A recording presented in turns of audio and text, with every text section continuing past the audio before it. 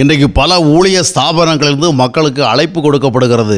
வாங்க வாங்க துதிக்கலாம் தேவனை, வாங்க வாங்க தேவனை நோக்கி ஜெபிக்கலாம், வாங்க வாங்க ஆராதிக்கலாம், வாங்க வாங்க ஆண்டவருக்கு கொடுக்கலாம், வாங்க வாங்க தேவனுக்கு ஊழியம் செய்யலாம். பலவிதமான அழைப்புகள் கொடுக்கப்படுகிறது. ஆனா இந்த பெரும்பாலான அழைப்புகளுக்கு பின்னால ஒரு உண்மையான ஆன்மீக அனுபவம் இல்லை, ஒரு உண்மையான ஆவிக்குரிய நோக்கம் இல்லை. சொல்ல போனா நடிக்கலாம், வாங்க ஆராதிக்கிறது போல நடிக்கலாம், ஜெபிக்கிறது போல நடிக்கலாம், துதிக்கிறது போல நடிக்கலாம், ஊழியம் செய்கிறது போல நடிக்கலாம் என்ற விதமாக அழைப்பதாக காணப்படுகிறது. ஏனென்றால் பெரும்பாலான செயல்பாடுகளுக்கு பின்னால ஒரு உண்மையான பரிசுத்த நிலைமை இல்லை. இன்றைக்கு ஜனங்களிடத்துல வாங்க வாங்க பரிசுத்தமாகலாம், வாங்க வாங்க தேவனுக்கு அர்ப்பணிக்கலாம், தேவனுடைய வழிகளில் நடக்கலாம், வாங்க தேவ உறவில் வாழலாம், வாங்க இந்த உலகத்துக்கு எதிராக தேவனுக்கு சார்பாக செயல்படுவோம், வாங்க.